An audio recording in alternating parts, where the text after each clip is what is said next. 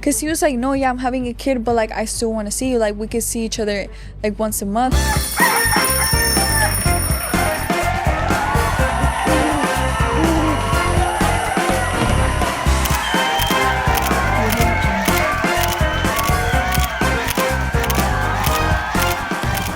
What is up, everyone? I'm your host, Alannized, and this is Noche de Pendejadas, your favorite podcast turned talk show en donde yo traigo a tus influencers favoritos para platicar y posiblemente sacarle sus trapitos al sol. Hoy les tengo a una invitada que yo sé que allá en casita ustedes están súper emocionadas de escuchar and hear all about. So without any further ado, please help me welcome my guest tonight, Alexia Maga. Hi. Hello, amiga, ¿cómo estás? Bien, bien, gracias a Dios. ¿Y tú? I'm great as well. I'm That's so excited good. de tenerte aquí el día de hoy para poder conocerte un poquito más. Antes de que empecemos con el chisme, amiga, I know you drove or flew in from Vegas. Yeah. Cuéntanos un poquito de how was the drive, how was the flight, and what was it like getting yourself to the podcast? Well, it was good, but then I had to drive 2 hours because I'm staying all the way in Porter Ranch. But it was worth the drive. You know, I'm of course gonna do it for you. Thank you. How was the drive for Vegas? Oh no, I flew. Okay. Yeah, but it was like a 30-minute flight. It wasn't that bad. So I feel like I prefer driving. Do you feel like Yes. you're more of a flyer girl or a driver? I feel like sometimes I prefer driving, but then sometimes I do like flying more because it's way faster. It's Yeah. just like a 30-minute flight rather than a 5-hour drive. Cuéntanos un poquito más de quién eres y qué haces. Well, I'm Alexia Maga and I am 20 years old. I'm an influencer / artist. I'm working on my music. I also stream on Kick. Vamos a empezar ya con Yeah, el let's get chisme. started now. Yo quiero empezar with your childhood. I want to get to know you a little bit more. And to do that, pues quiero saber cómo era Alexia de chiquita, en donde creciste. What was your childhood like? I was born in Vegas and then after I went to Mexico because my dad and my mom, they went to Colima. I lived in Colima for like my kinder and then after la primaria, ya la hice en Guadalajara. That's where I was raised. Like my whole childhood was in Mexico. It was a good childhood that I had. I had my dad and he was providing for us and then we were just like a family. But then obviously after, like he wasn't really that present. Like later on, like in Guadalajara, he was starting to be absent, even though he was alive. But I would have mamitis, you know, I would always be with my mom and everything. But yeah, it was good. Unfortunately, he went missing. So then we had to like come to Vegas. Like he went missing like entirely? Like yeah, to this day you don't know where he's at? Yeah, we don't know. We never found out like anything. We never found his body or anything. But yeah, he did go missing. Te vienes a los Estados Unidos. Do you remember that conversation with your mom? Like, mija, you know, we're going to grab all our stuff y nos vamos a regresar a los Estados Unidos. Do you remember that conversation and what was your reaction? Yeah, I remember, but it was actually me and my brother's idea to leave back to Vegas because we wanted just a fresh start. Like, I feel like being in Guadalajara, it reminded us a lot of our dad. When I was living in Guadalajara, I actually came to Vegas to study in middle school. I studied for a year and then I went back to Guadalajara. So I already knew like Vegas and stuff because I had family over here. But then when we moved over here, we just thought like our family was gonna be supportive and stuff. And they were supportive, but obviously with my mom, especially because she had helped them out. But then she expected the same in return, especially because my dad wasn't around anymore. And no, they didn't really help her out like how we wish they would have helped us out. But it's okay because everything happens for a reason. And I know that made me the person that I am today. That made me independent. And I feel like after that, I started doing social media and I started to do my own money and stuff at a young age too. Did you ever see your mom struggle or was it something that she kind of was like dealing on her own? At 14 is when I started to realize like, oh, I don't have a dad. Like I have to provide for myself.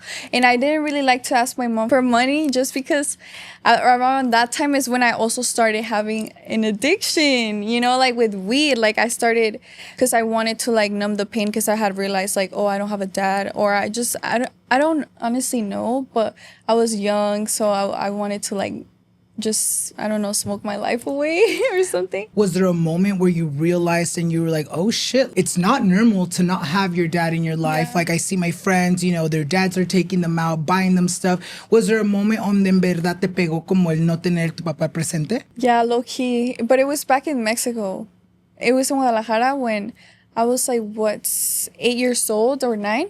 And I had gotten my calificaciones. I usually would show them to my dad. And then this time I was like, oh my God, I won't be able to show them to my dad. Since I was little, I didn't really like crying. So at that time, I was like, I started crying, and then my mom was like, you could cry, like, let it out. But then I was like, no, I can't cry. And I just wiped my tears, and I was like, no, I can't cry. Because like I seen it as like kind of like I would victimize myself, and then they would be like, oh, pobrecita, like, and then I don't like that, you know. And they'd be like, pobrecita, because it's like, I don't know. Cry like in your room, ya solita? Yeah, I love doing that, like just being in my own space, because I don't like victimizing myself. Sometimes I do tend to victimize myself, but for myself. But then I catch myself, and then I'm like, no, Alexia, like, you're the creator of your reality, like, I love that, because I feel like sometimes when we do victimize ourselves too much, we almost allow this cycle to continue. You know, even though you can be a victim of the situation, that doesn't mean that's all you are. Llegas acá a los Estados Unidos, you start getting older, and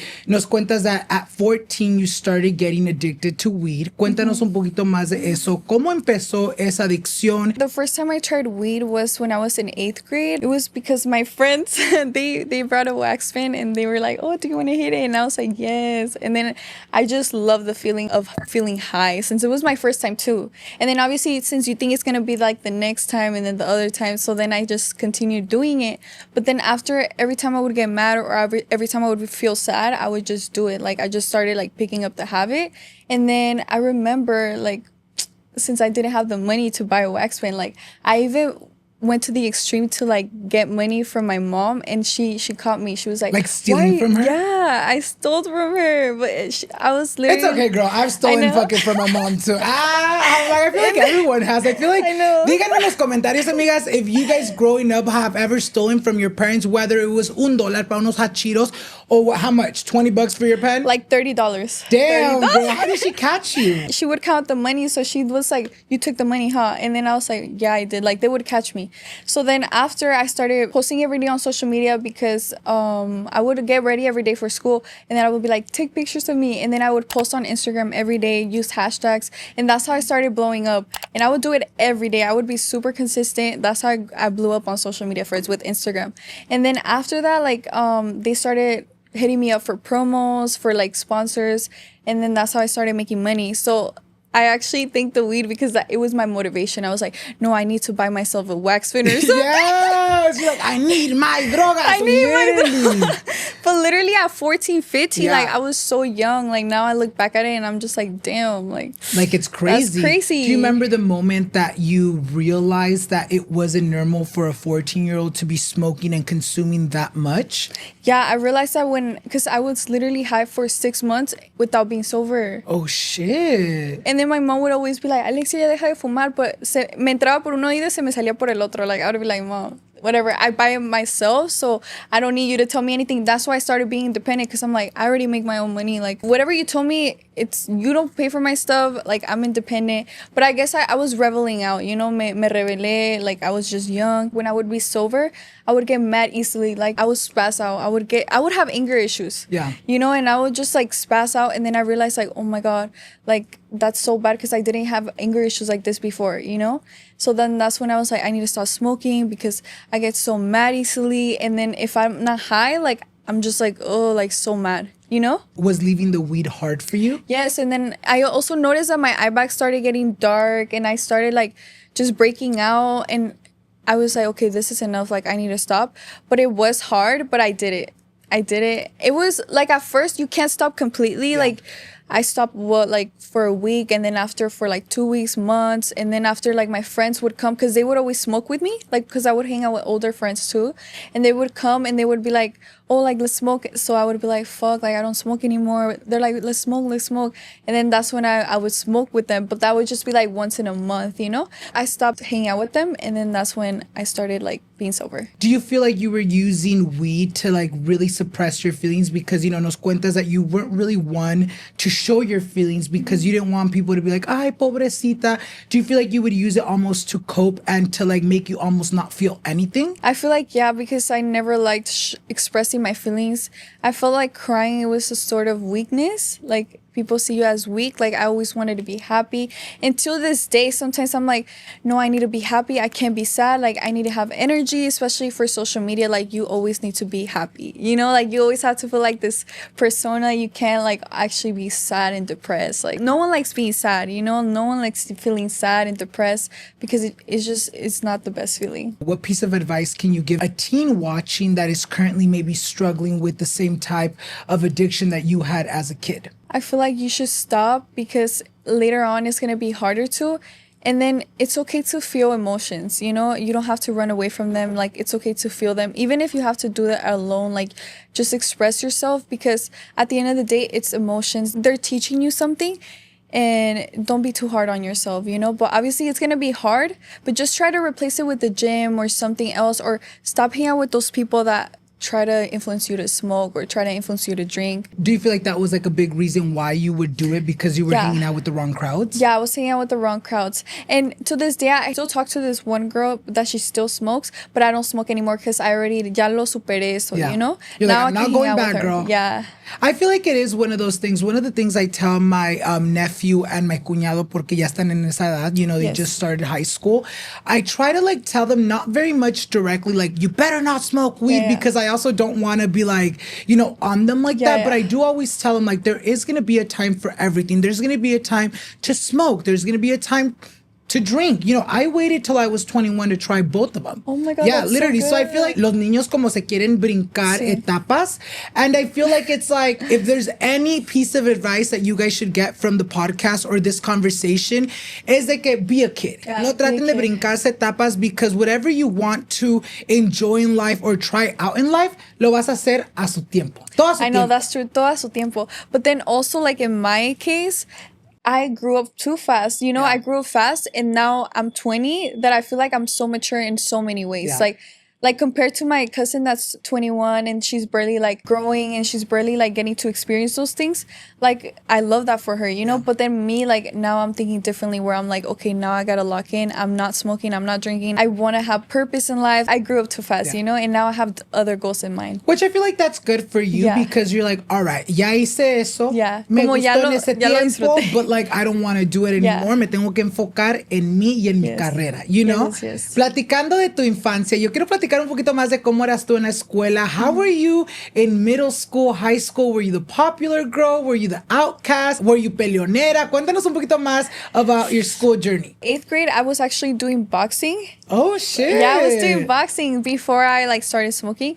I was doing boxing. I was more like a tomboy. Like, I grew up with my brother, and then my cousin Sophie, like, she's also like been like just like my vibe. And since we are independent since a very young age, like, I feel like we obviously had to have masculine energy because we had to depend for ourselves and we had to make money for ourselves. So I started doing boxing because I would have a lot of anger issues, especially because of my dad and everything. And I wouldn't really express those feelings out. Like, I wouldn't let them out, because I remember when it was back then, I would always be like, well, I don't have a dad, it doesn't matter. I didn't even like spend time with him the last times he was with me. Like, it wasn't really like that important. I would try and avoid it, you know? I wasn't trying to like heal it, and it's understandable for like a 14, 15-year-old, you know? Then I went to boxing, and I was actually going there for 2 years. Like, I was locked in.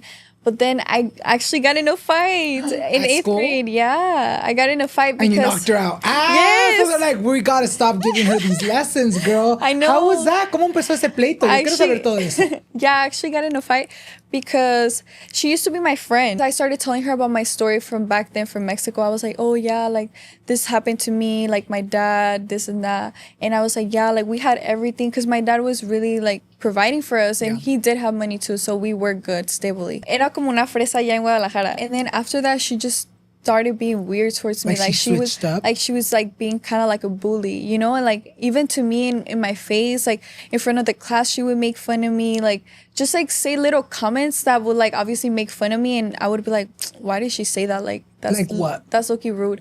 Well, I don't remember exactly, because low-key when I started smoking weed, like the memories faded.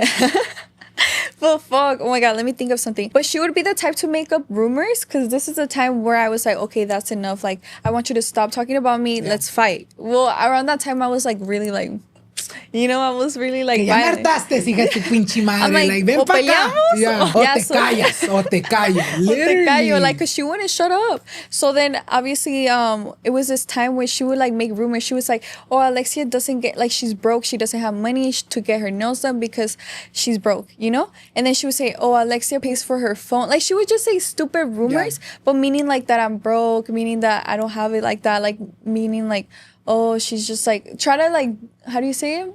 Like almost downgrade you? Downgrade me, you know, in a way where I was like, I never even told you those things. I don't get my nails done because I do boxing. They don't let me have my nails done. And then also like, why are you even saying stuff like that to girls? And then they're telling me, you know? And why does it matter if I'm fucking broke in 8th grade, girl? I I'm like, you are probably broke too. Like, what the I know, fuck? but she was 15 at that time, so I was 14 because she had flunked. So she felt like she was above everyone, like tenía el ego hasta arriba, you know? And then she would always bully everyone too, not just me. Like, she would always se creía la más, you know, like La más chingona. yeah, because she was older. So then after that time, I was so mad. Someone had told me like, oh yeah, she was saying this about you. And I went up to her. I was like, why are you saying this? Da, da, da, da. And she's like, you did tell me. And I'm like, bro, what? I never even told you. Like, that's so stupid. Like, why are you making that up? I had told her like, let's just fight.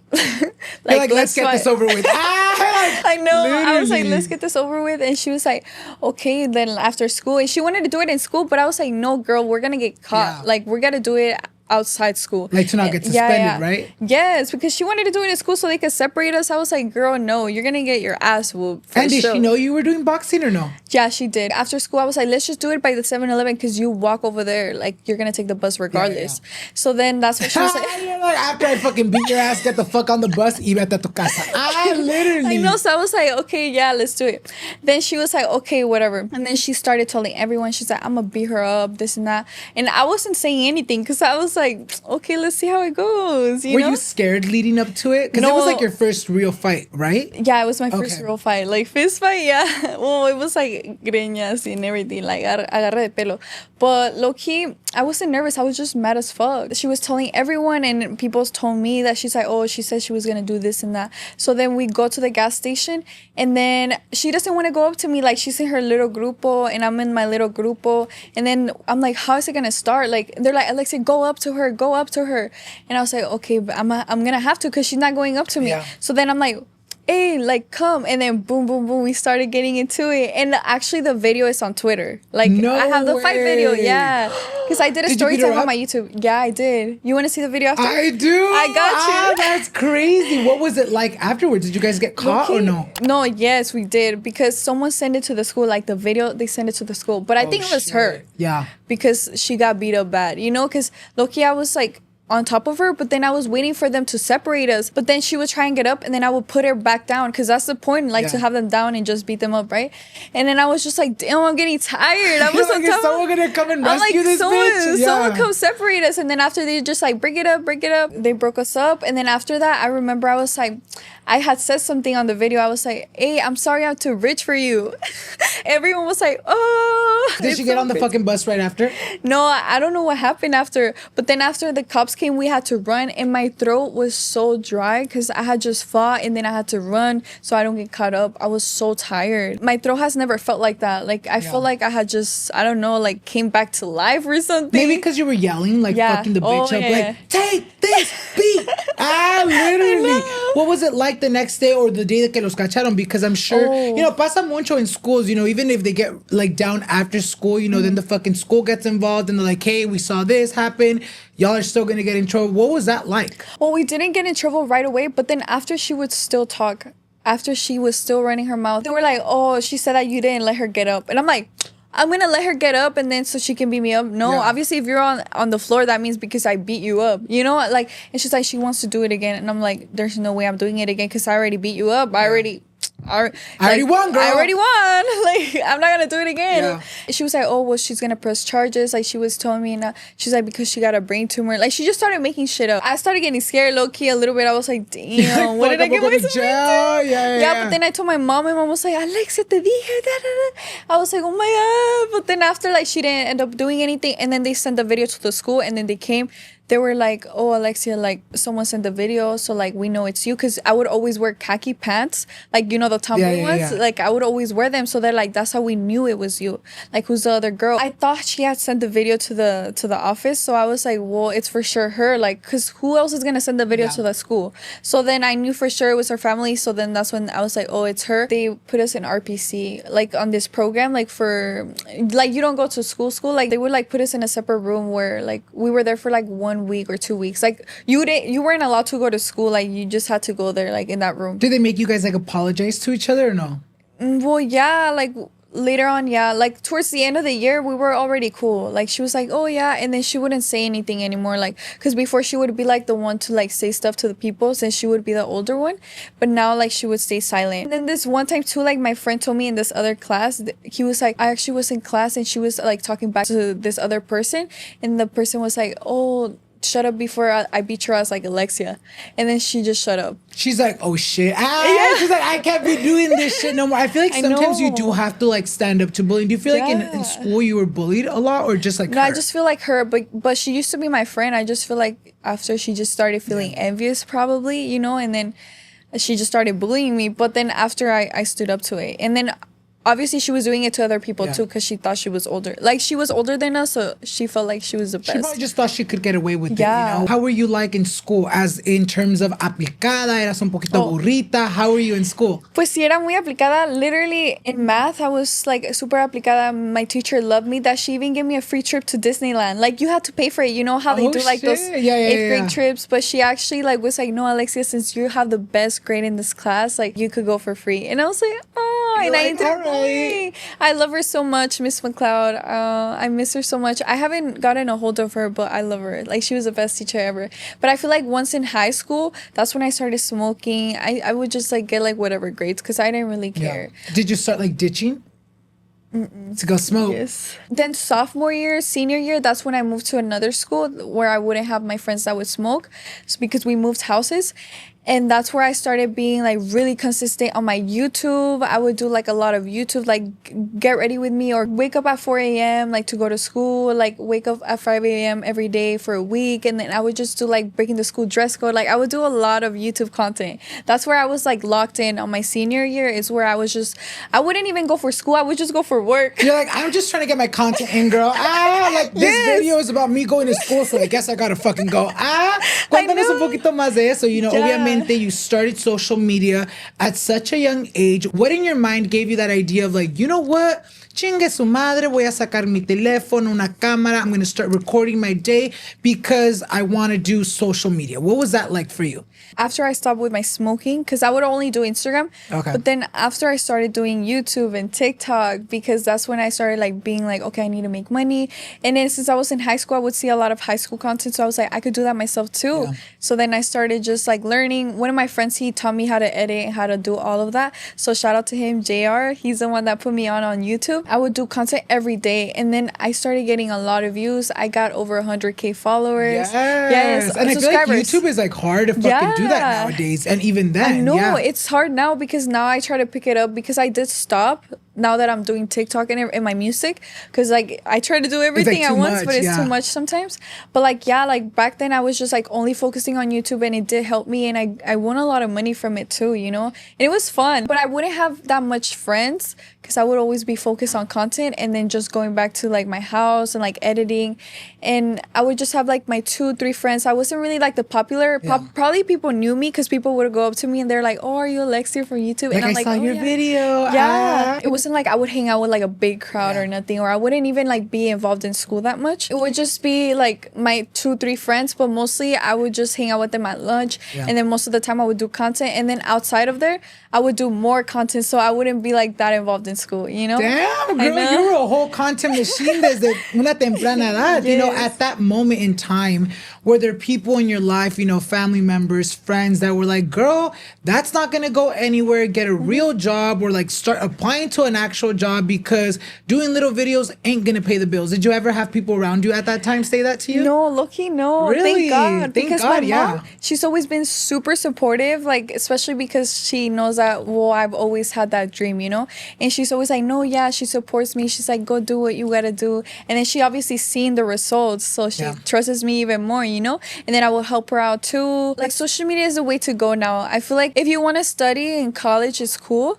But like if you want to be your own boss, like I would recommend social media, you know, like social media is everything. I do really think social media, like even if you have a business, I feel like social media is so important in today's time and world for anything, you guys. If you run a fucking business, get on social media, promote yourself, promote your business. If you want to make it as a musician, because we see it now even too, a lot of like our big artists nowadays started off on social media. Yeah. Not through a label, not through like, hey, this is the only people we have for you guys to listen, consume their music. No. Nowadays, we see a lot of like our big artists starting from TikTok, starting from a viral sound. And I really do feel like TikTok or social media has that power to make you whatever you want to do. Do you remember the first moment you went viral online where you're like, oh shit, if I continue doing this shit, like I for sure can make this shit my full-time job? No, yeah, I was on YouTube and TikTok like around senior year. I started on Instagram, but then I moved to TikTok and then YouTube.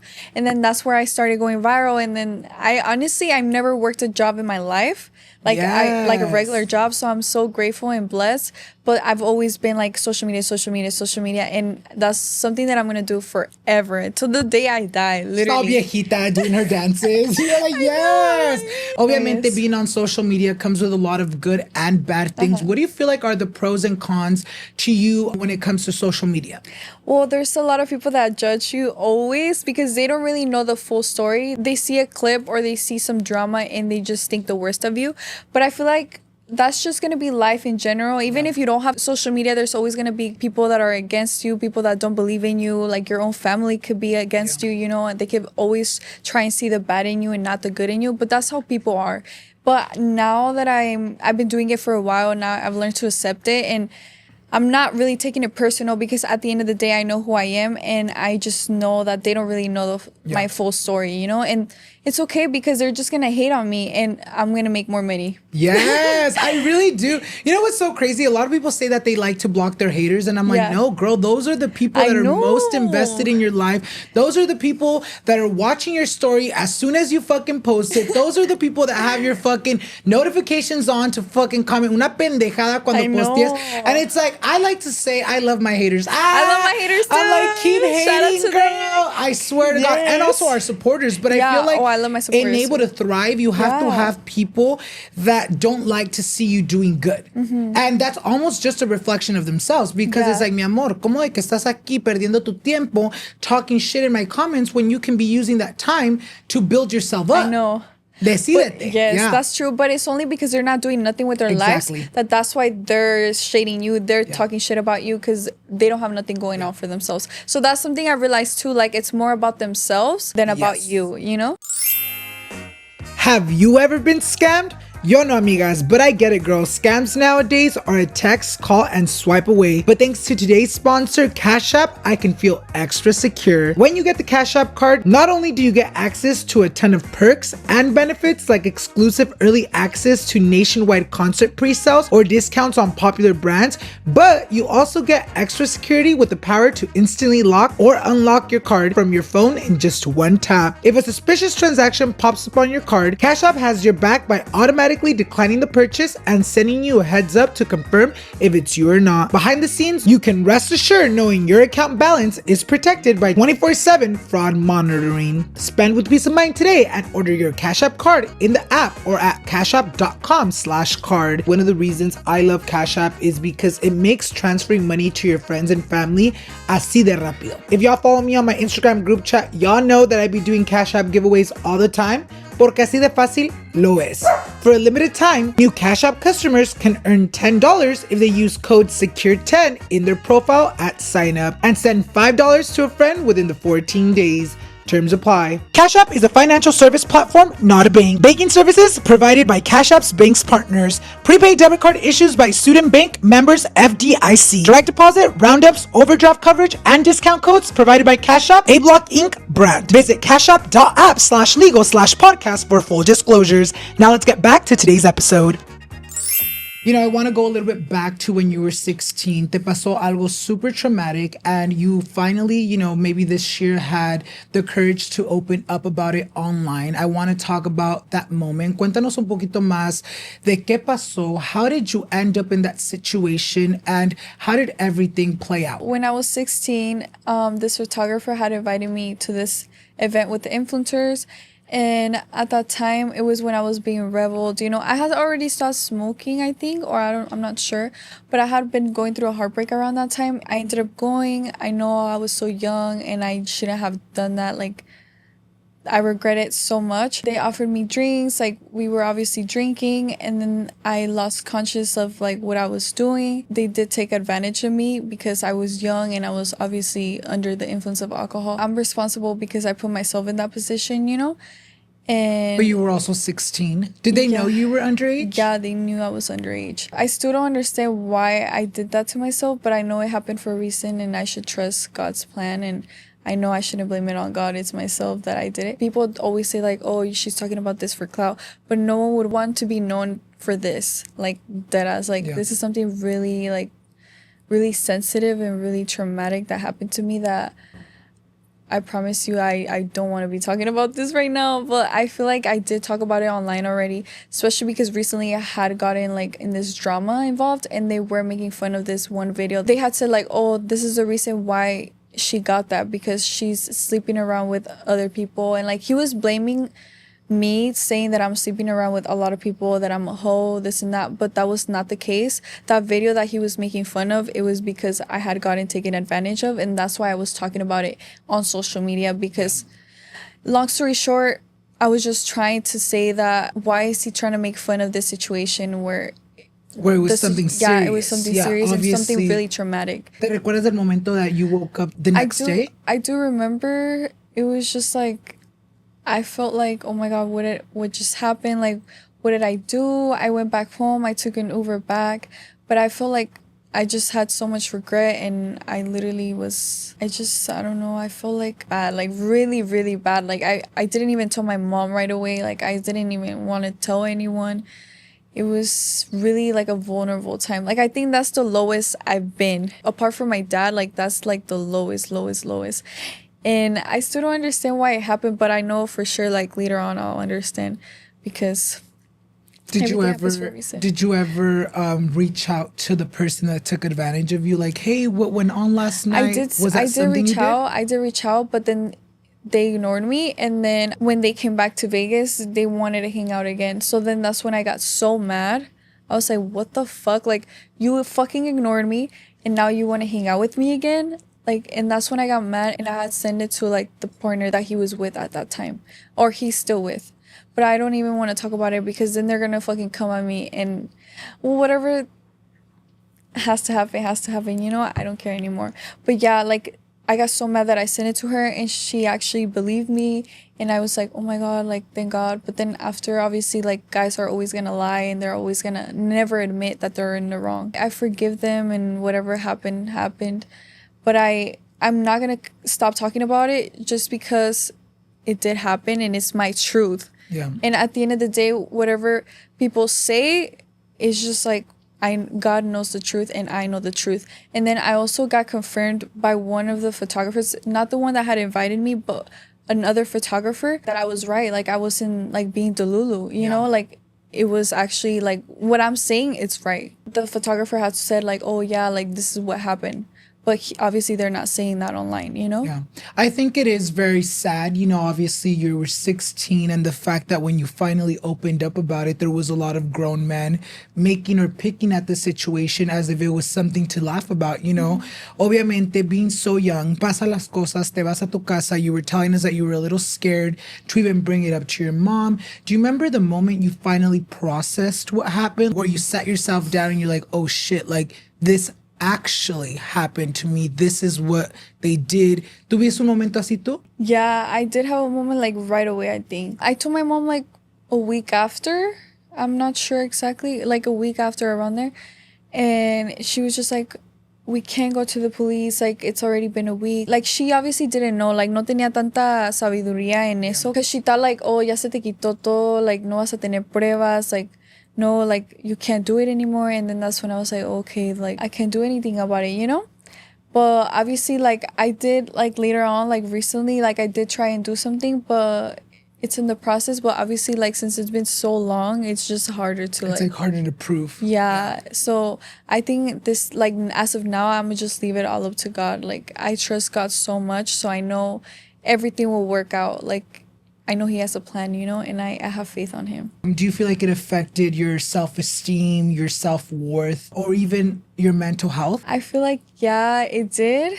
Because like now that I would have relationships as of now, like sometimes I would be like, why do I feel used? Like even though it didn't have to do nothing with the guy, but like after, I don't know, they would do something, they would trigger a wound, then I would be like, oh my God, I feel used. Like, and then I would just question like, why do I feel used? Or why do I feel like I don't love myself? After 18, that's when I started actually like healing, you know, like letting out my emotions. I started also getting more spiritual, and I started doing a lot of self-healing, and that really helped me out a lot, like to just see things from a different perspective rather than victimize myself, you know? How did you react, the moment you open up about this online and, you start getting a mix of people, believing you, and then there's these people that are clowning you about the situation and almost making you feel like, you should have almost stayed quiet about it because it's funny to them, Yeah. How did that make you feel when you started seeing the reaction of, the audience? So the first time I had spoke about it, actually,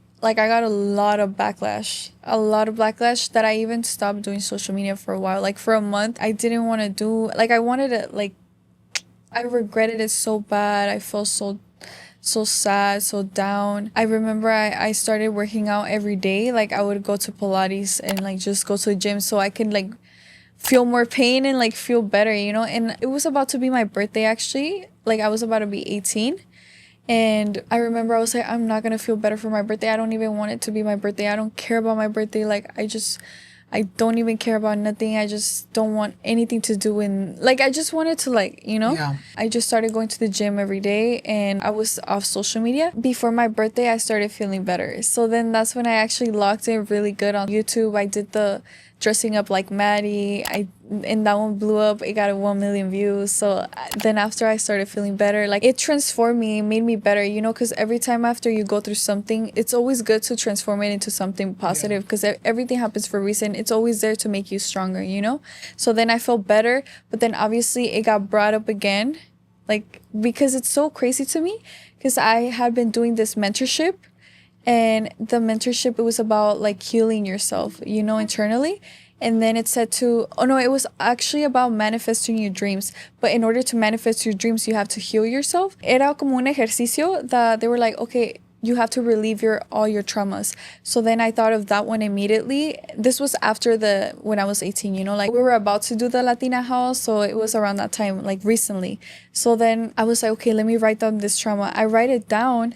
And then I start crying, and I'm just like, why am I crying? This happened so long ago. Like, why am I crying? Like, I should be over this. I remember I had to go live. I had to do TikToks that day. So I was like, no, Alexia, you can't cry. Like, you have to be happy. Like, there's no way you can do this. You should heal when you're like rich. Like, or alone. No. I was thinking like when I'm rich, because like right now I don't have time to heal. Yeah. Like I have to lock in.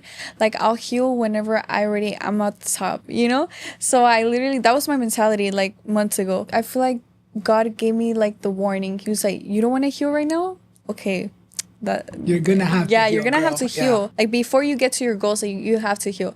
So then I ended up like not doing it, because I had to write down my traumas and relieve that experience. But obviously no one wants to do that, you know, because then you have to cry and like feel sad and depressed. But then I was trying to avoid it. And then it also said on the exercise that you have to write it like more than one time, like 2, 3, 4, 5 times, until you feel like it's no longer there. And then after, like, you have no emotions left, because every time you go through something traumatic, you suppress emotions because it's something really impactful that like it goes to your subconscious mind and then later on creates a belief system and then it creates experiences. And I'm just getting too much into this, girl. I'm like, oh damn, I need this workshop. I swear to God. No, yeah, it's really good. It's with the mentor. Like, he's a really good mentor. Se llama Lain Garcia Calvo. He's really good. He told me a lot. Like, I know everything because of him. But then I did that mentorship and I didn't want to do it. I avoided it. I stopped doing that mentorship because I was like, I'm not gonna cry. And I was literally like just working. I started doing the Latina house. I literally put that to the side because I was like, I'm not gonna cry right now. Like, I need to lock in. And then fast forward to like recently when we got in that drama with the streamer, and then that's when he started just like attacking us, downgrading us as women, and it was all online. I'm pretty sure you guys have all seen it. But then after he brought up this video from the past, like talking about when I had went through something really traumatic when I was younger, you know, and he was making fun of it. He's like, oh yeah, because she's been a bop since she was born, like this and that, like she's just been outside, like.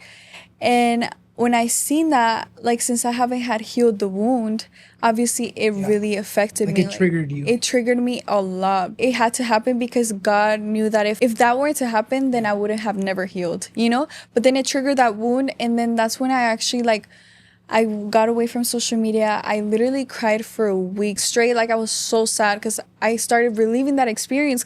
Because it's like being on social media again. And then it's like, se revivió la experiencia, you know, like now I'm getting all the backlash, like I'm getting all the hate. And then obviously it went really big. Like it even went to the Mexican side, which I never wanted it to happen, because then they started like having their own opinions. And then the people started coming out with their versions. And it was just it was like big. So I was like, oh my God, like why, God, like why would you make this happen? Like why? Like I just like I started feeling it again, like those emotions like that I wanted to just, I feel so bad. Like it was the worst moments in my life, in my whole life, like especially because it was relieving that experience, you know. But then after that, like I went in my own social media for a week. I took that time to cry, to just heal. I went with therapists, and then they helped me like see things from a different perspective. And obviously after like the storm, it comes the sunlight and the light, you know? So then after that, I realized that even when I was going through it too, I had realized like, oh my God, God made this happen because he had gave me like already like an opportunity to heal. But I was like, nah, I need to work. So then when this happened, I was like, oh, like thank God like this happened, because it's making me have time for myself and to finally heal this wound, because I want to accomplish my goals.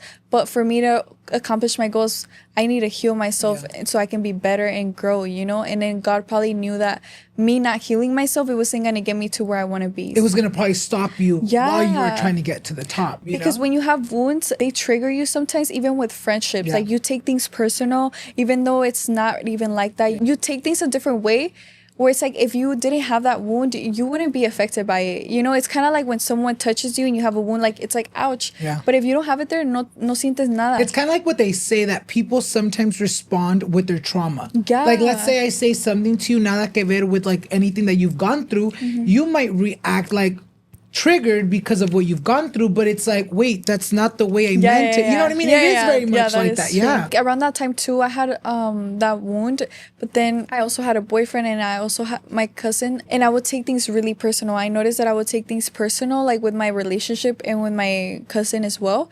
But then after I healed that wound, I was like, it's not that deep, like I don't care. And I also even ended up like not having a boyfriend after, because I was like, oh my God, I think I had a boyfriend because of the wound, you know, because I low-key probably got a boyfriend for validation, or for thinking like, oh, like, because I haven't had a boyfriend since a while, like I think since I was younger, and I would just never last in relationship. I appreciate him so much because he did teach me so much, but I think it was because of a wound that I wanted to fill up, you know, because after I healed that, like I promise you, I feel like I don't want a boyfriend no more. Like I just want to lock in myself. Yeah, that's like, good. Yes. You know, going back to the moment you started going and getting a lot of backlash at that moment, did it ever cross in your mind like, oh shit, I should have never spoken up about this. People don't believe me, which happens a lot. You know, I feel like a lot of victims of similar things that you've gone through, I feel like a veces les da miedo por el que no me crean, for the backlash. Did that cross your mind like, oh shit, I should have just stayed quiet and just take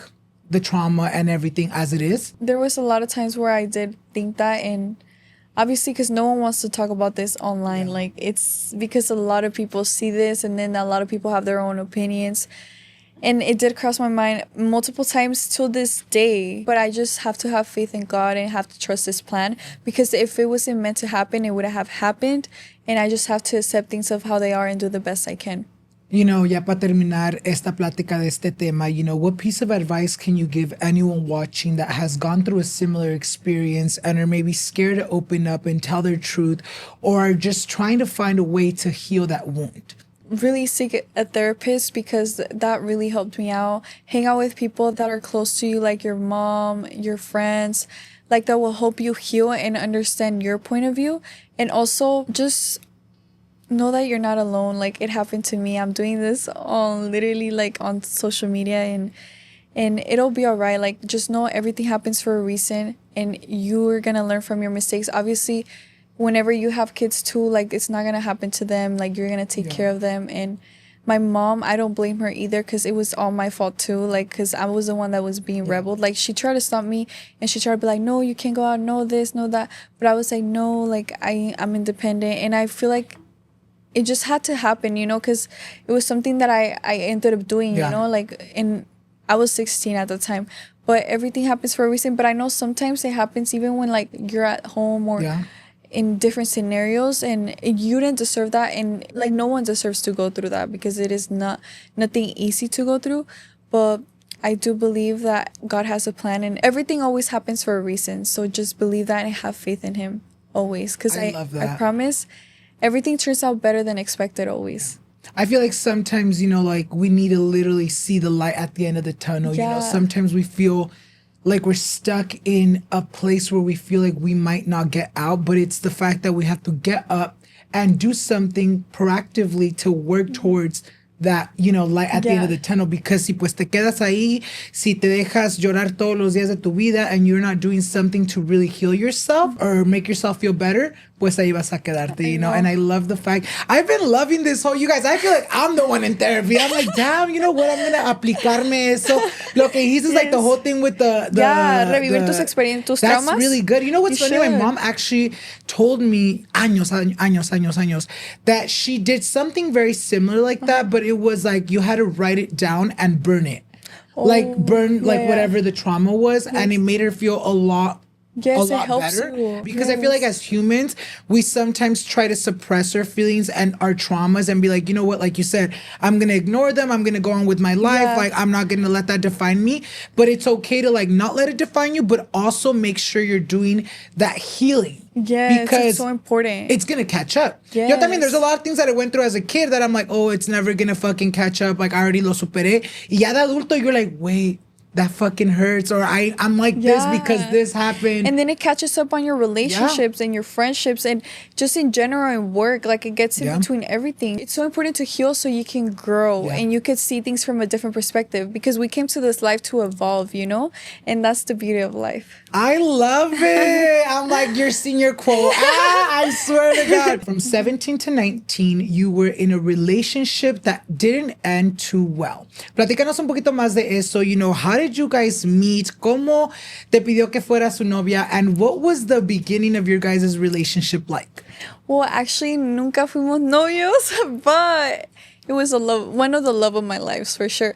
We met actually in my cousin's wedding. She introduced me to him.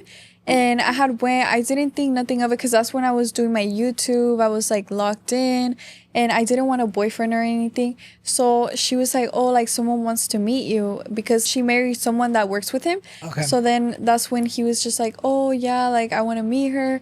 So then we met at this wedding, and it was just like so magical and beautiful. Like, it's kind of like in the movies. Yeah. Like, you know, when you meet like a little Cinderella moment. Yeah. Yes. Literally, there was this time too where he was already there.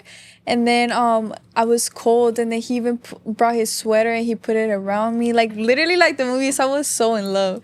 But then after, I for sure think that he came to help me heal the wound of my dad, because he was like the same pattern as my dad. Because before my dad went missing, he was barely with us, like as a family. Like, he wouldn't be with us. He would just be with us on the weekend, and then the whole week he would go to work. but he went with this other side as well. Like he had another side. My mom, I can't imagine what she went through. She definitely has to heal that for sure, because she knew that he was cheating on her, but then obviously like she just didn't see it, because my dad would always be like, no, you're crazy. Like, you know how men are, they're always lying. But not all of them. Or sometimes women, it's hard to get out of that. Like, a veces unas are like, oh, whatever, it happens to everyone. Like, I just gotta take it. You know what I mean? Yeah, especially with kids involved too, you know? I would barely see him every weekend, but not in the weekday, you know? So then I would be always with my mom. And then he would always provide for us though. But then when this guy came around, like relationship-wise, like he was the same pattern. I would barely even see him. He would provide for me, but he would always be absent. Like, I would always try and see him, and then he would be like, oh, I'm busy, or he wouldn't even reply. Like, we did text like, hey, like, good morning for a little bit, but then after, when I seen him, then it changed, like, because we would be on and off, you know? He would do something, he would make me mad, and then I would just stop talking to him. But then I would come back to Mexico, I would see him, and then it would just be like that toxic cycle, but then I would barely see him. It's literally counted the times I seen him. I met him at 17, but then we stopped talking at 20, but literally it's been like probably 5 times that I seen him throughout those So you guys had kind of like a long distance relationship? Yeah. How was that like? It was hard because obviously like I liked him and stuff, but then when it was on and off, like he would do something and then I would just like go back to Vegas and forget about him, but then I would come back to Mexico and then I would see him again, and then I would feel the spark and like the butterflies again, and then that's when I would just feel like, oh my god, he's the love of my life. But then he would do the same thing again. Like he would post, not text me, like he was just like doing his own thing, you know? And we were the same age. We're the same age. Do you feel like at the time, you know, nos cuentas that you almost saw that pattern in your dad with your mom and just you guys growing up? Do you feel like at the time you maybe thought that's how guys should love a woman? Like you're like, oh, well, that's what happened with my dad. You know, that's how he was. This is what every woman should expect. Do you feel like it was like one of those things too? I did think so at first, but it was because also my mom, she'd be like, no, yeah, Alexia, he's the one, like keep him, because obviously my mom had already went through something similar with my dad, so she thought he was the best man in the world. And I was like, mom, like sometimes I would be like, mom, no, like I don't like him. And then she would be like, Alexia, but then I would go back to Mexico, I would do it again, I would see him again, not do it again, but I would see him again. I would see him again. No, because we didn't like have like nothing sexually till later on. Like in the beginning, it was just kind of like puppy love. And it's like the cute. novio de Mexico. Yes. It's like when people come de aquí para allá and you're like, oh, traigo novio, pero nomás ese mes. Ay, me regreso a mi casa después. I know, but it was like puppy love. It was so cute. But then obviously like he would just be absent. And there was this time where I was like, okay, like I just want to be with him. I want him, like he's the love of my life. I literally went to Mexico for a whole month to try and see him more than one time. I was like, I'm gonna stay there for a whole month because I need to see him more. Like I barely even see him, but then I would blame it on being in Vegas all the time. So then I came for a whole month. Guess how many times I've seen him that whole month? Twice. Yes. Twice? I would have thought you probably were kicking it with him every day. Literally. ¿Por qué? ¿Qué te decía que eran las excusas? He would just not answer, like, porque no tenía señal, like, because obviously his job too, like, like, no tenía señal and stuff. So I would think, like, oh, well, he's busy, he's working, you know? I was so delulu. You're like, oh, he's working to provide. I'm like, no, mi amor, estaba haciendo otras cosas. Literally. And then actually the first time is like when I seen him, and I literally only seen him for 30 minutes because then he's like, no, I have to go, like, I'm busy. But then the next time is when I actually seen him, and that's when we broke up. Like that, the next time, it was like the last time I had seen him, because then after he tells me, he's like, hey, Alexia, like, I'm expecting a kid from someone else. And I was just like, bruh, my heart shattered, because a day before I had went to therapy because I knew that I was repeating the same pattern with my dad, because my dad was barely absent, and I knew that. I was like, no, I just love him, like he's the love of my life. And I had told her like, no, yeah, I want to have kids with him. Like I was already thinking like I was gonna have a baby with him. Would he bring that up to you too? Like he'd be like, I want to make you like the mom of my kids? Yes, he would be like, oh, vamos a tener una niña, like. And I was just like, yeah, like ya me vi. Like I would tell my friends, I was like, ya me vi yo a los 19. Yeah, literally. Y te ganó otra. Yes. How did that feel in that moment? You know, obviamente, you know, tú te estás creando this fairy tale like story, like, oh my God, I'm gonna marry him eventually, we're gonna have kids. Y luego te tira del de que alguien más te ganó. What went through your mind? I was like, sí, yo quería ser esa mujer, la madre de tus hijos.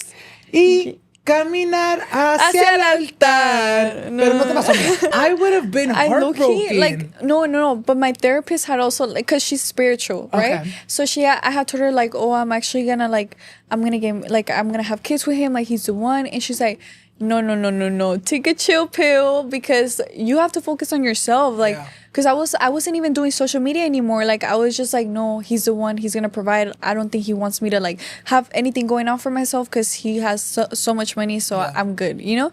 And I was also thinking, like, I just have to be there for him, cooking for him, everything. I was just thinking, like, you're ready to drop everything to be an ama de casa. Yes, I was just ready for it. I think because I was repeating that pattern with my mom and dad. She was like, no, tú tienes que hacer tus cosas. Like, you need to do this.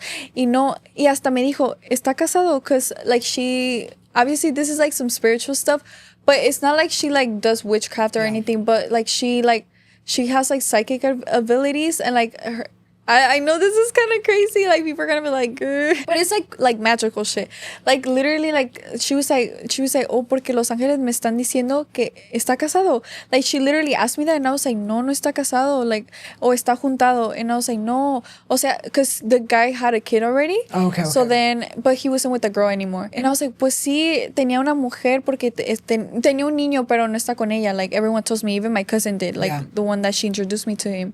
And then she was like, I don't think he's the one. Like you need to like lock in with yourself and you're everything. like, you don't know shit. I know. I was like, mad at her. You're like, this is the last therapy session with you, literally. Okay, I was thinking like, no, like I know that he's probably not gonna be the one, but I'll leave him after the kid. Like I know I probably have to go through this to learn some experiences. Tú todavía bien aferrada, amiga. You're like, I'm still gonna do it. Don't give a fuck about your advice. No, and then the next time I seen him, the next day, that's when I had seen him, and he tells me that. When he told me that, I immediately thought like, oh my God. She was right. She was right, and I was just like, kind of like, I felt like in my intuition, I was like, no, because I'm super intuitive, so I was just like, yeah, this is not for me. God doesn't want me to go through this, because I did not want to go through that. Because he was like, no, yeah, I'm having a kid, but like, I still want to see you. Like, we could see each other like once a month. I was like, pendejo. He wanted you to be the side. Yeah. Quería lo mejor de los dos mundos. Quería tener su familia acá y tenerte aquí al lado. I know, because over there in Mexico it's so normalized to have amantes. Like, what the fuck? But then I realized, like, me and my mom were actually thinking about it. We're like, damn, that's the karma of your dad, because he had a side and now you're the side. Yeah. So I was like, no way. But then after I just stopped talking to him, because I was like, no, I do not deserve that. And I even told him that. I was like, no, I don't want that. Oh, before he even told me that, he was like, ¿qué carro quieres? Like, what watch do you want? Go check on this page, Maestros Joyeros. Like, I'll give you a car, this and that. And I was hella like delusional. I was like, oh yeah, this car. Oh yeah, this watch. But then after he tells me, and I was like, fuck that, because I never cared about materialistic stuff. Like, I cared about peace and love, and I actually loved him so much, you know? Because he was trying to like buy you almost, like before he told you what the fuck happened. After he told me that, I was like, cada quien por su camino. Like, no quiero eso para mí, yo no me lo merezco. And then he's like, así de fácil? I was like, sí, así de fácil. Like, he thought I was gonna be like, no, yeah, that's fine. Like, but I was like, fuck no. Like, what you think this was? Like, he probably had other sides that like were making it so easy for him, like, ¿y tú por qué no? Like, literally. And then I realized that that's why he was so busy. That's why I was like waiting for him like for 2 months and shit. And he never came. Yeah. What was it like? Obviously, you know, obviamente, you leave that relationship. You leave heartbroken. You love this man. You thought he was going to be the one. What was it like healing from that? It was around that time where I had gotten my nose done. So I literally took that whole month to heal, because I was like, yeah, I need to heal. I did a lot of therapy. I started doing the mentorship with the guy, Lain Garcia Calvo. Like, I started doing the mentorship. I was like, no, yeah, I have to like do my own thing. I have to have my own motion. Like, I have to lock in with myself. Like, why did I leave everything for him? Like, and then I started getting back on social media. I started like just doing a lot of healing, and low-key it did transform me into a better person. So I'm so grateful it happened. And even to this day, like, I know he came into my life to teach me what I don't want in a man, and also like to heal that wound of my dad. So even to this day, like, I'm so grateful for him. I don't hate him. I love him so much. I love everyone. But I feel like that's good though, because you're like, you know what? I can take this experience and make it negative and make it that I hate you, but I'm going to take it all right, you know what? It was meant to happen. I learned Yes. something out of it. You took something positive out of the negative. Yeah, Which I feel like we yeah. all should whenever we're going through hard shit. In order for you to grow, you have to be optimistic in life. Like those crazy optimistic persons. Like even if things go south, you have to be like, oh, it happened for a reason because God is protecting me, you know? You always have to think like that because if not, you're going to victimize yourself and that's going to not make you progress in life. You're always going to just be drained and just be complaining about life. Como esos que se quejan a cada rato. Yeah. Oh, es que estoy pobre. Oh, es que siempre me va mal en el amor. Porque es lo que estás diciendo. Obviamente lo que decretas es lo que se va a hacer. ¿O por qué estás pobre? Porque te la pasas todo el pinche día Yes. sentado en el colchón. And complaining. Like complaining. Pues por eso estás pobre, mi amor. Yes. Levántate, vete a trabajar. I swear to God, I feel like, you know what it is? Having that victim mentality and that pobrecita mentality could only get you so far. You know what I mean? You almost limit yourself and you make yourself stay in that same place and you don't grow because it's like, girl, no one wants to feel bad for no one. Like, no quieres dar lástima también. And it's like, if you really want something, you have to get up and do it for yourself. Yeah, because no one is at the end of the day. Everyone has their own life. And yeah, they could probably feel bad for a little bit, but then after it's not their responsibility. You're responsible for your reality and for whatever you create in this world. You know, obviamente you've gone through that relationship and you've learned and healed a lot from that. What does your dating life look like now? And what are red flags that maybe back then you used to ignore, but now you're like, as soon as you see them, you're like, no lo voy a ignorar. I'm gonna cut this guy off. Well, my dating life as of now, thanks to my mom, she's helped me see things from different perspectives now, and she's helped me heal. So now it's like, I do believe before you date, you have to have options. And it doesn't mean you're going to sleep around with all of them, but you have to have options because once you start talking to one of them and you like them, you start getting delulu, you start ignoring all the red flags, and then you just like get attached to him and then it's over, right? Obviously, be focused on yourself. But if there's guys that want to talk to you, like, yeah, like, be friendly. Don't sleep with none of them. That's the number one rule. Like, don't sleep with none of them. Don't do anything. They have to earn you. Les tiene que costar. They have to chase you. So I do believe that, like, that they have to chase. They have to put in the effort. And you just have to keep in mind, like, with what they say and what they do, because sometimes they say something and then they do another thing and they don't keep up their word. I 100% believe, like, you girls should have options, but don't sleep with them.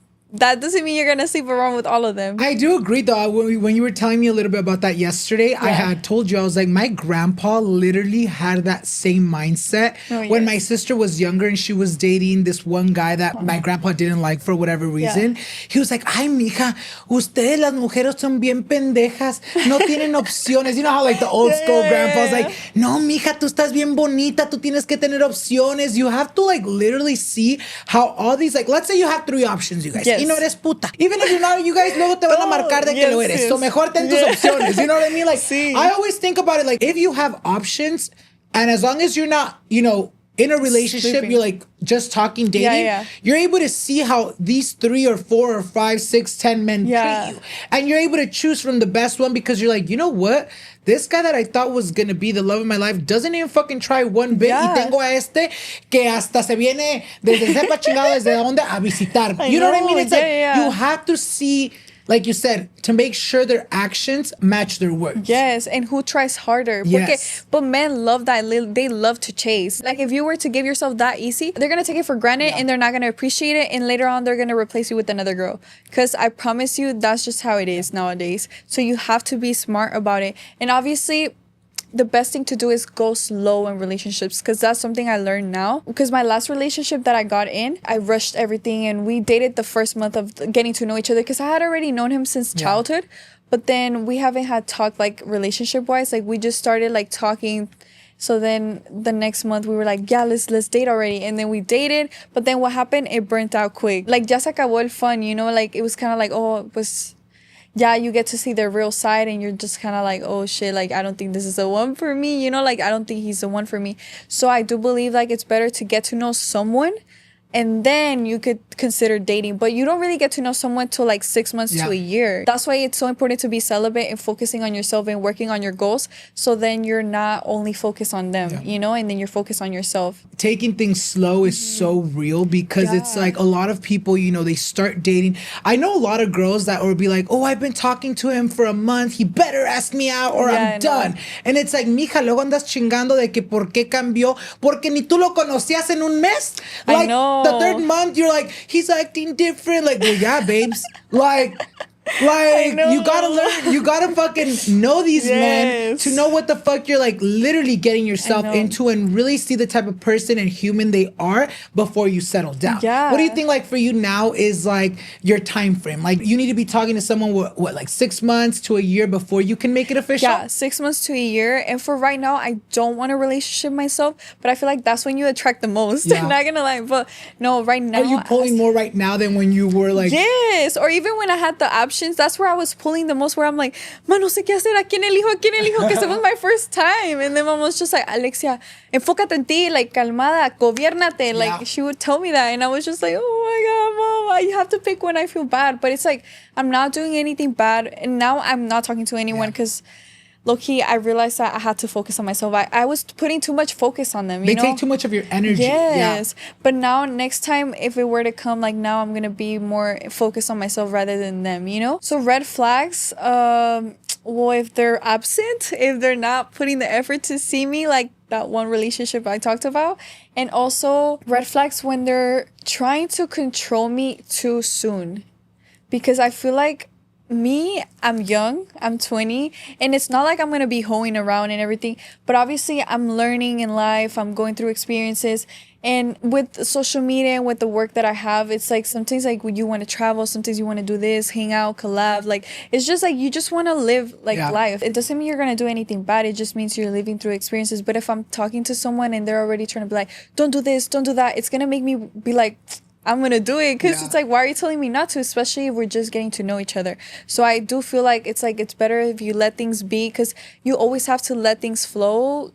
Because at the end of the day, they're going to go as how they're going to go. You know, you can't control everything. Las cosas van a ser como quieres, como van a ser. What's the ideal man for you? Like, now, with all this experience and all this healing you've done, what does like the ideal man for Alexia look like? Like, he has to be tall, barbón, con, you know, unos pesitos.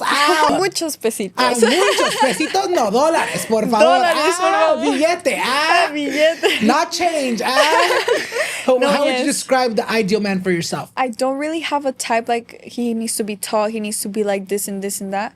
It just depends more on the connection, but I do believe that they have to be working on themselves internally and literally have something going on for themselves too. Like, I want them to just be the same as me, but in a man, you know? But obviously a little different, it doesn't bother me. Do you feel like that gets hard because, you know, you are very much your own boss, you're a boss girl, you know? And I feel like sometimes men get intimidated when, you know, a boss girl comes their way, you know, like they want to almost feel like, oh no, I'm the man. Does that sometimes ever come into conflict? It has, low-key, like, but I feel like I'm learning too as I go, and I probably do think like, damn, but it's just the way I am. Like, I'm gonna be this way, and if a guy's not gonna accept me the way I am, then I'm sorry, like, that's not, like, you're not the one for me, respectfully. But I do believe there's gonna be someone that's not gonna feel intimidated by me, but I do feel that, like, I am so independent that sometimes they do, like, feel like, oh my God, like, I can't control her, or oh my God, like, she's going just, like, she's doing her thing. Probably when I'm in a relationship, it's different, but, like, right now, I am getting to know people, I am single, and,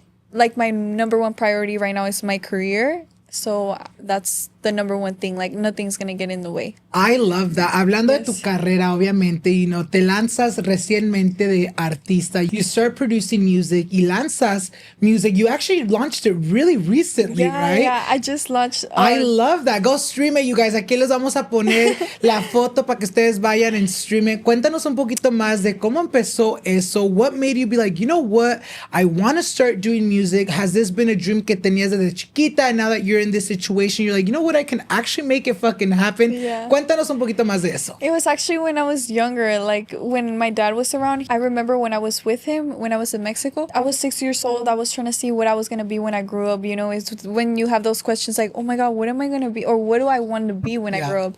And then I remember we were talking about Jenny Rivera, that she was alive at that time. And my dad was like, oh, Jenny Rivera, this and that. And I'm like, puedo ser una artista. And then that's when I started being like, oh, I could be a singer. I want to be a singer. And then I just started like wanting to be a singer. And then that's when my dad put me in singing classes. And I just started like going to singing classes. And I was going there for a while. But then after he went missing, then we came back to Vegas. And then that's when I had stopped like singing, because I think it reminded me of him, that I let it go. And then until later on, when I was 18, that's when I started picking it up again. And then I just started doing music. I didn't release right away, but then until I had a good song that I knew like, oh, okay, this is a good song. But I have done music since I was 18. Like that's when I started. That's crazy. What's your process like in terms of like, you know, creating a song? Do you write your own lyrics? Do you sit down with the team? What's that whole process like? Because, you know, the public puede disfrutar de a 3-minute song, but those 3 minutes is like 20 hours of work, you know, or even more. What's that whole process like? Well, the songs that I've recently released, like Balas, Yo Lo Sé Baby, that's already out. That's the recent one.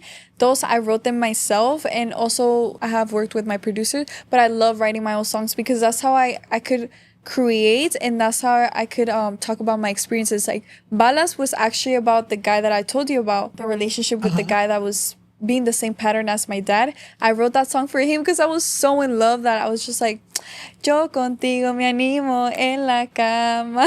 I love that song. The ritmos to your song. What made you be like, okay, I wanted to be also like, the ritmo is very important, because you could have done a sad song. I like, swear to God. I know. What made you pick that genre? I just love reggaeton, because I grew up, like, even when I wasn't doing like the singing classes anymore. Oh, because I started doing singing classes later on. But when I wasn't doing them, when I came to Vegas, that's when I just love Bad Bunny, Karol G. Like, reggaeton was just my thing. And I was like, oh my God, I need to be singing reggaeton. Like, and then that's when I realized, like, I need to do reggaeton. And I obviously want to do other genres as well, but I do want to, like, do reggaeton for right now. And then also R&B and pop. Te queda muy bien. Te queda muy bien el reggaetón. You know, obviamente, people have this like bad stigma with like influencers convirtiéndose en cantantes, right? Like, ay, ya todos quieren cantar. Mi amor, todos tenemos sueños. Yo sé que tú también de chiquita a lo mejor querías ser famosa, pero tu sueño no se te cumplió. But you know, I feel like we see that. Por estar aquí comentando puras pendejadas.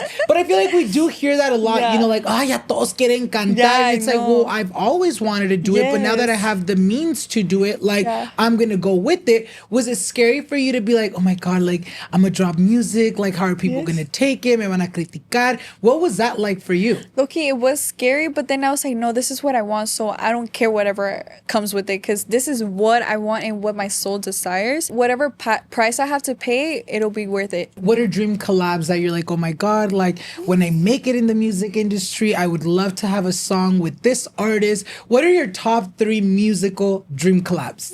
Oh my God, my top 3 musicals is Bad Bunny. I love Bad Bunny, Karol G, and Peso Pluma. Yes, Peso Pluma, I really love his music because he talks about a lot of real stuff, like real shit in his music. And it just touches my soul. Like, every time I hear his songs, like I Solicitado, what else? Hollywood, like Nueva Vida. It's just, all his songs just hit the heart. You know, I love him and Kenya together. I'm a big Kenya Oz fan. So, like, when I saw that they were dating. Also, can I do top 4? Yeah, do top 4. Can I do top 5, actually? 5, chinga su madre. Kenya and Fuerza Regida, too. Ooh, actually, that would be good. Honestly, I think a Kenya collab would be so fitting. I feel like you guys kind of look kind of similar. Really? Oh Sí, tienen como la misma carita, la piel. I'm like muñequitas. Because Kenya is so gorgeous in person. Oh my God, you met her? I've met her. I had gone I went to her first concert when she first started coming to the US, and then I went to her second concert that she had here. Pero la conocí en persona una vez porque she was having, like, I think they were promoting the concert. So they had like a little influencer get together type of thing. Damn. And I did a video with her, and I was so shook, you guys. I think that would be so fitting. That would do so good. I love Kenya too. And Anita, she's bomb too. Anita too. But Kenya, she's so good because she also came from being an influencer, and then she transformed into an artist.